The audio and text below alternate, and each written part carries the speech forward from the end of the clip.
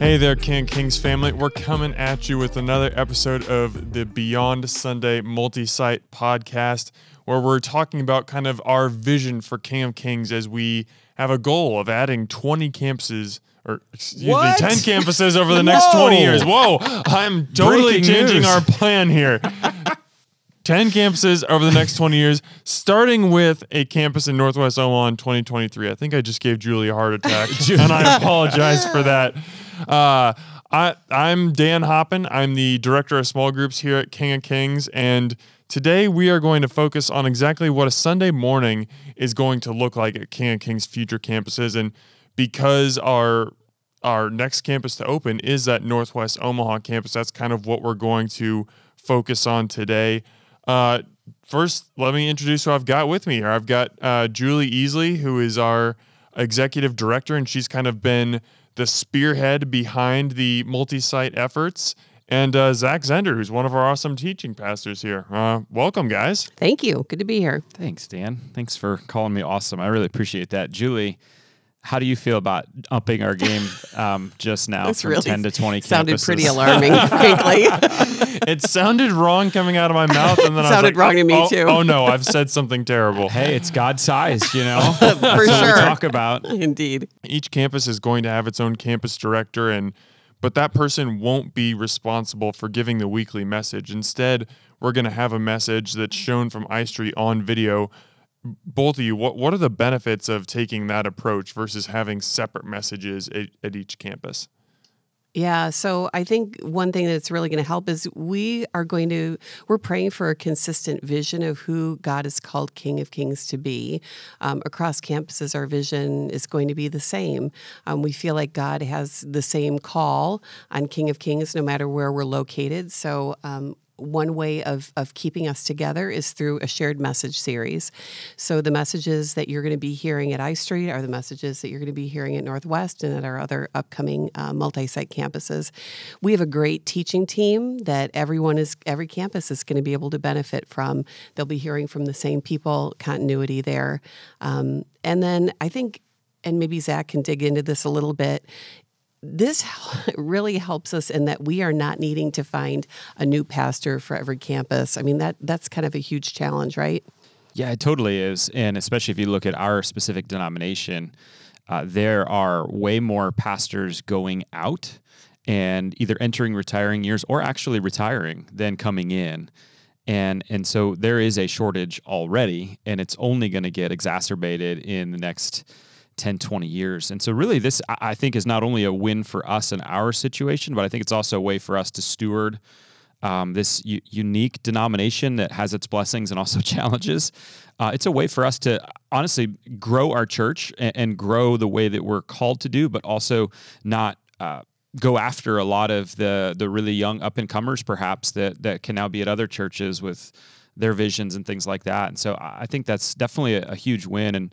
And then stewardship's a big word for me. And so I can't speak for every pastor, the exact amount of time they put into a sermon, but I can speak to me. And I know it's a minimum 15, probably closer to 25 hours each sermon that I give. And so if we were to take a different approach and let's say have 10 campuses in 20 years. I'm going to speak this thing into existence now. Then that's 10 people that need to each prep. Again, I don't know if it's the exact amount of time I would, but that's over 100 plus hours that would for sure, if not 200 or more, go into a sermon when we can just have one unified message, which I think is going to be really good. And then I was also part of a network that shared a lot of things, but allowed each pastor to preach their own, and there's some things I liked about that, but it got to be to the point where in that network we shared some things, but eventually over time it got to be harder to stay unified and together with brothers that I loved, and so it got to be a really sticky point when it's like we started this and we were the same and we said we were the same, but now our church sort of values this and your church sort of values this and your church sort of values this. And so there was never a clear understanding of what to do. But I've been a part of a network where we didn't have that, and the one consistent message, and I've seen that not work, if I'm honest with you. And so I'm excited that we're going to dive in together because I think this will keep us unified in a really big way. I couldn't agree more. I think you guys bring up some really good points. And when I first heard the idea that we weren't going to have live preaching and it was going to be, watching a video, I was kind of like, whoa, that's different. That's a little odd. But I've actually started to monitor my behavior in worship since that, and I find myself watching the screen most of the time anyway. Like, you can see the pastor's face better if he's using props, or if he's writing, you can see that better. You can see facial expression. I mean, I really don't think it's going to feel all that different anyway. I want to get into kind of the role of the campus director. What does that look like on a Sunday? What will he or she be responsible for? Yeah, so our campus director is going to have the lead staff position at the campus. We're kind of calling he or she the face of the place. So that person will be that one identifiable person that everybody who's coming to the campus will know. It's kind of the shepherd of that congregation. And the campus director will be responsible for all ministry teams, all programming, and all volunteers at the campus. Not to say that they're going to be actually doing all of that work, but they're definitely overseeing it. So it's like their spot. So on a Sunday, are they just kind of like doing the intro, or they talk? Yeah, okay. They're definitely going to be up front. You're going to be seeing them a lot on stage, and then you're going to be seeing them out in the corridor, meeting and greeting. Yep. Yeah, and I know we're really looking at what does a Sunday look like, and so that's a huge piece of it, what they're doing on a Sunday. But they're also, like, a lot of the things they're doing are not on a Sunday. It's Monday through Saturday, and so they're really doing a lot of the things during the week to get ready for the Sunday. I think sometimes we can focus so much on the Sunday experience that we forget, and it's the joke that every pastor hates. Oh, you only work one day a week. It's like, okay, whatever. I don't need to hear that again. I've heard it a million times. You weren't the first one to say it. And so really the campus director, like what I love about Sundays is it's a chance for all of us to come together and collectively worship God. For those of us who work in church, it's a chance for us to see a lot of what we've been working on in the week come together. And so they're going to have a huge role during the week just to get ready for that Sunday, to get the volunteer teams. Again, maybe not they're doing all this, but they're overseeing all this, getting the volunteer teams in place.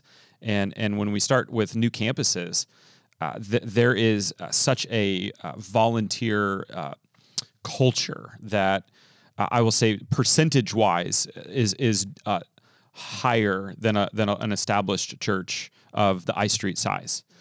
So more people, getting more people plugged in, and if they come on a Sunday, helping them to take a next step and to get into a place where they're not just attending and giving, but they're serving and they're a part of that. And so that's a huge piece of building during the week just to even get to that Sunday. Yeah, absolutely. I also think, there's that whole community outreach piece. So we're moving into a new neighborhood, and we want to reach out. We want to serve. We want to connect with leaders there, community leaders, people in the community, and just say, hey, how can we bless you? We're going to have lots of events and connection points for the community. So that's another thing our campus director is going to be working on. Mm-hmm. Now, another critical component of just that Sunday experience is worship and having music. And while we are going to have the message being given via video, we are going to have live music at each campus. What is it about live music that really brings it to life, and what is the value of having that live too, as opposed to on video?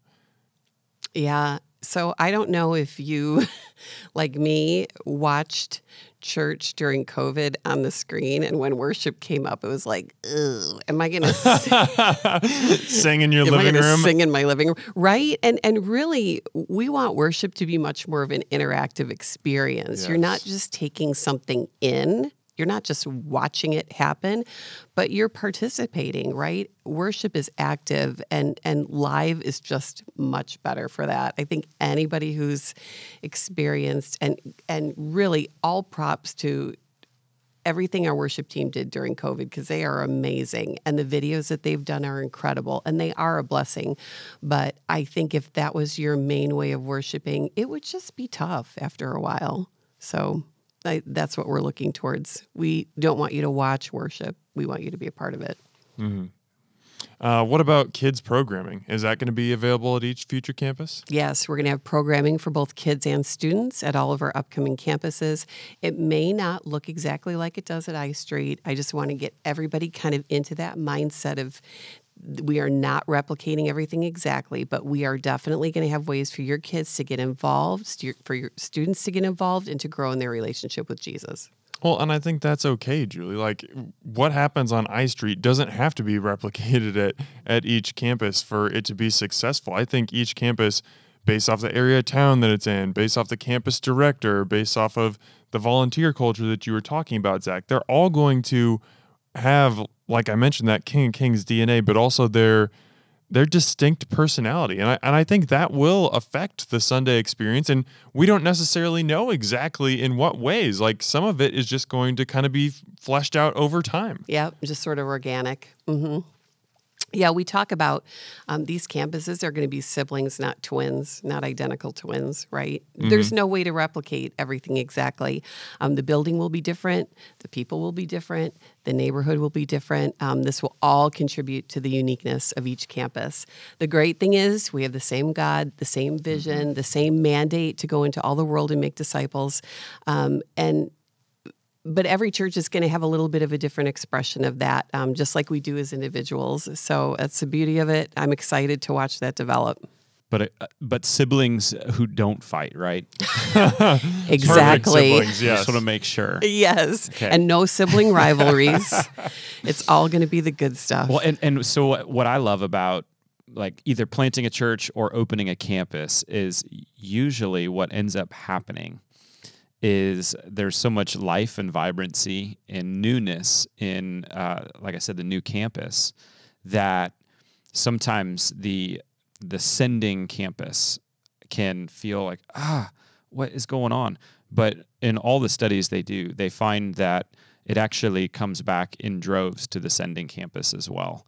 That all of the newness and vibrancy and things that we're learning, it's only going to be a help to I Street campus. And so here's what's cool is like we've got a really great church here with great people, a healthy staff culture, a great God-sized vision that Dan doubled in this podcast. So we've got all of that going for us. And so we're taking that and sending that out and seeing what God does. And here's what I know is going to happen. We're going to open it up and have our plans, and a lot of those plans are going to go, but then there's going to be new things that pop up that we don't have planned that we're going to see, wow, God is in that. And we're going to learn things at our Northwest Omaha campus that then we're going to take back to I Street. And so it's going to be, that's what's beautiful as we're siblings that don't fight and we talk to one another. We're going to be able to ping pong back and forth to each other and share best practices so that both campuses get stronger. And then you multiply that by 10 or 20, Dan, and we're going to be rocking and rolling for the Lord. That's so true. That's a great point, and I can't wait to see how it plays out at the new 40 campuses of King of Kings that we're opening in the next 3 years. Here we go, baby. So, Julie and Zach, thank you so much for joining me today, and King of Kings family, let's keep living our faith lives beyond Sunday.